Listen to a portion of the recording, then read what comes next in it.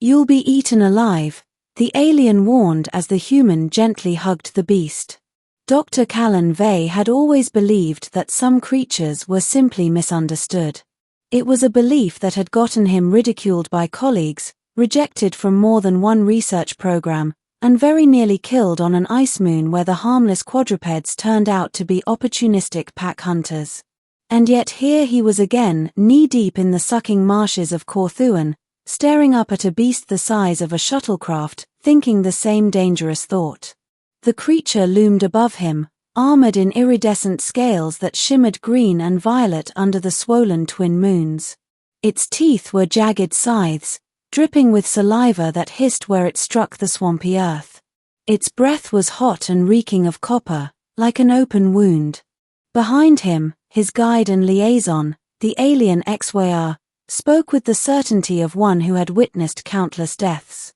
"You'll be eaten alive," she said. Her voice came through the translator collar, resonant and flat, like a stone dropped into water. "Touch it, and you will cease to exist. Hug it, and your softness will only make the feast easier."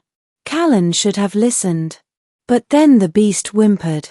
Not a roar, not a snarl. A soft, guttural sound that vibrated in its chest and, somehow, in his own. It reminded him of a dog he'd had as a child, shivering in a thunderstorm. "I don't think it wants to eat me," he said softly. The warning. XYR's mandibles clacked in agitation. Her forearms folded against her scaled torso, a gesture that was equal parts disapproval and preparation for violence. "They always want to eat," she said. "It is their nature. My people learned that truth long ago, at great cost. You will not be the exception." Callan took a cautious step forward. Mud sucked at his boots, and the beast's golden eyes tracked his every movement. "Maybe no one tried the right approach," he murmured. "And what approach is that?" XYR's voice was sharp enough to cut. "Kindness. The first touch." The creature's nostrils flared as he came near. Callan extended one gloved hand, every nerve screaming that this was madness. The beast could snap him in half before he had time to blink. But instead of lunging, the beast lowered its head. Callan's palm brushed warm scales, ridged like stone but pulsing faintly beneath the surface. The beast shuddered, not in rage but in relief, and exhaled a gust of hot breath that nearly knocked him over. And then, ignoring XYR's hissed protests, Callan stepped close enough to wrap his arms around the beast's massive muzzle. It was less a hug and more a desperate clinging, his body dwarfed by the enormity of the creature. But he held on, cheek pressed against glowing scales. The beast rumbled. Not a growl. A purr. Callan laughed shakily. "See? Not a killer. Just lonely." XYR turned away, but her voice shook. "You have no idea what you risk." Shadows of the past. That night, they made camp near the clearing.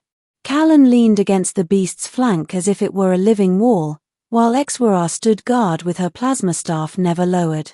She broke her silence only when the moons dipped below the horizon. "They were not always like this," she said. Her golden eyes reflected the starlight.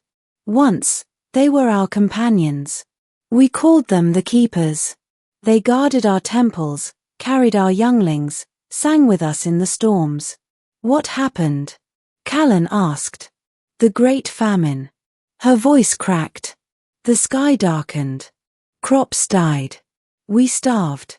And the keepers changed. They turned on us. They ate us."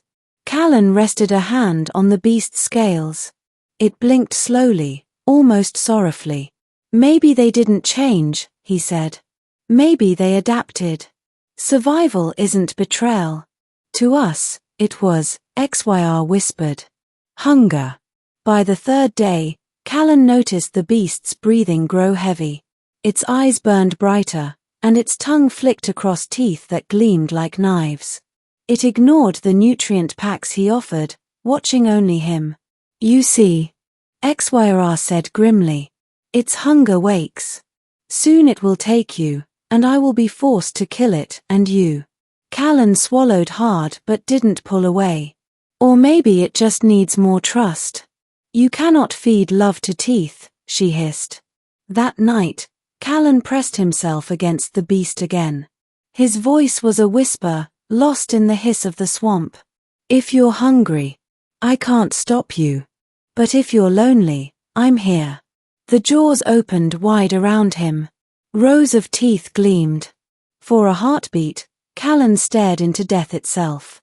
Then the jaws closed, carefully, gently around him in what could only be described as a nuzzle. Trial before the council. News spread quickly. The council summoned them to the capital, a fortress of black stone and carved bone. The elders glared down from thrones etched with scars of war. It is forbidden to embrace the devourers, one declared. Their blood is cursed. Their hunger eternal. Callan stepped forward, the beast lumbering behind him like a shadow of storm and fire. With respect, he said, you never gave them a choice. You feared them. You hated them. And so they became what you expected. But they can be more. The hall shook as the beast lowered itself to the ground. It bowed its horned head. Gasps echoed. XYR stared in disbelief. Callan placed a hand on its snout. See. Not monsters. Not curses. Just creatures waiting for someone to remember their worth. The blood hunger. The council decreed a test. If the beast resisted its instincts during the blood hunger, a frenzy beneath the twin moons, then perhaps its kind were not lost. The night arrived. Moons swelled, casting the land in silver. The beast's scales erupted in colors, muscles quivering, eyes blazing with hunger. XYR stood ready to strike. The elders watched with grim anticipation. Callan walked forward. Into the gaping jaws. He pressed his cheek to the beast's hot tongue, arms spread wide.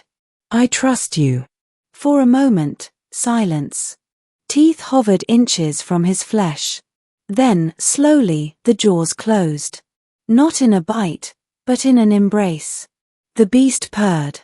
The hall erupted in chaos, half in outrage, half in awe.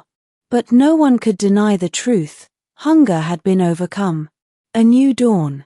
Weeks turned to months.